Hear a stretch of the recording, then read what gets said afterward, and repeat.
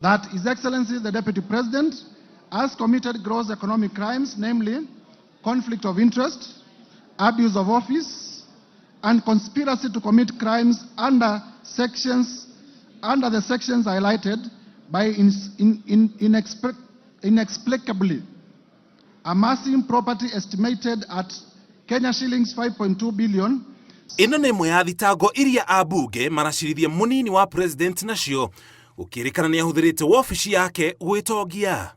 Imwe cia kambuni iria rerĩkana ahũthĩrĩte kungumia mbeca nĩ Spiritway Limited, kambuni ya mũtumia wake Dorcas Rigathi iria yanjirio mwaka wa 2023, Grand Bypass Apartments Limited iria yanjirio mwaka ũyũ iria ya Rigathi Gachagua na John Mwai Mathenge, Crystal Kenya Limited iria yanjirio mwaka wa 2009, ene marĩ Kevin Rigathi na Keith Ikino Rigathi aria nĩ ciana cia mũnini wa president, Rigathi Gachagua Foundation iria yanjirio mwaka wa 2022, Dorcas Rigathi Foundation iria nayo yanjirio mwaka wa 2022, ene marĩ Dorcas Rigathi we mwene na ciana cia igĩrĩ, wa Munyoro Investment Limited iria yanjirio mwaka wa 2001, eneyo marĩ Kevin Rigathi na Keith Ikino Rigathi. Kuruwitu Properties Limited iria yanjirio mwaka wa 2023, eneyo marĩ Vipingo Beach Resort Limited na John Mwai Mathenge, gatagatĩ ga kambuni ingĩ iria aragwetanio nacio hamwe na family yake.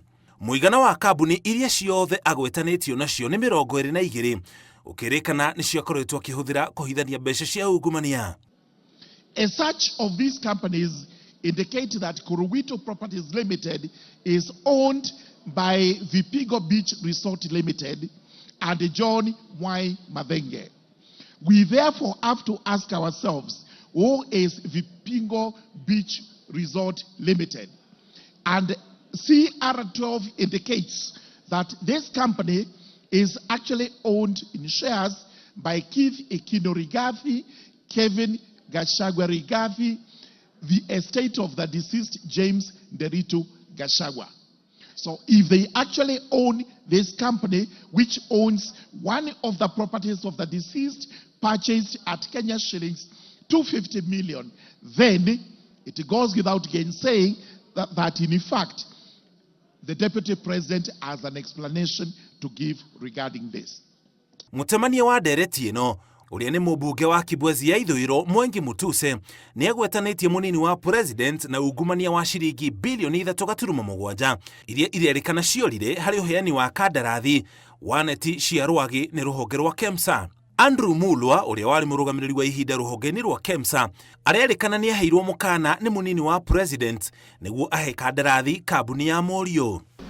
Dr. Andrew Mulwa avers that when he came to KEMSA, that when he was appointed as an acting CEO of KEMSA and he came to office, he found the tender ongoing, and one day the Deputy President called him, threatened him, so that he could release a bid bond, and pressured me to surrender to his proxy the original bid bond submitted by Sobika Impex for the above tender.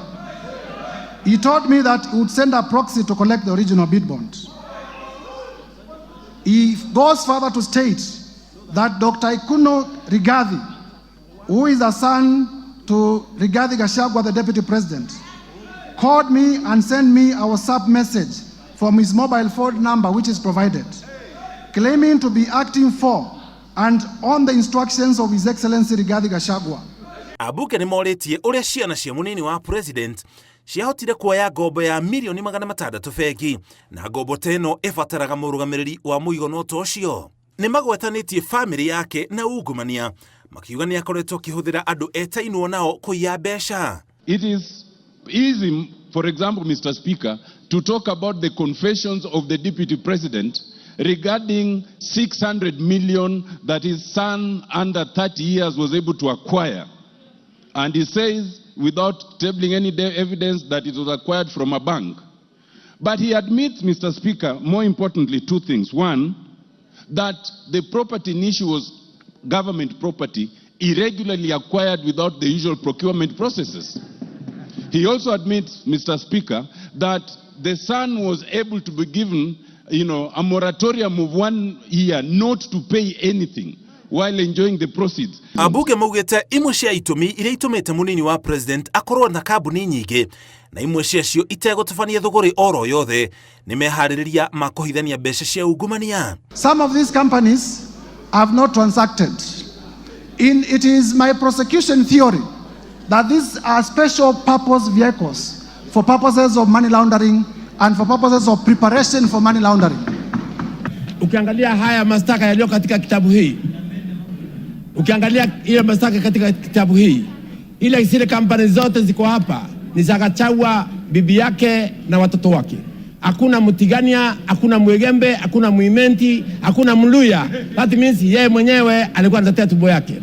Mathiete na mbere na kuga kambuni ici nicio munini wa president akoretwo akihũthĩra kũhithania mamirioni ma mbeca aterĩgĩrĩire ũthuthuria ni ũgũtabanio thutha-inĩ. Mr. Speaker, I have also listed many companies and suspicious transactions where companies were being paid as much as 100 million from the office of the Deputy President. They are paid in the morning, and at noon they are withdrawing the money in cash. You are aware that under our regulations, you cannot withdraw more than 1 million shillings from the bank. Ona kũhana oro ũguo, munini wa president ni areganĩte na thitango ici, ona gũtuĩka ni ahetwo mweke wa gwĩtetera. Ngĩribotera Inooro TV, njĩtagwo Mũriũki wa Mũchoki.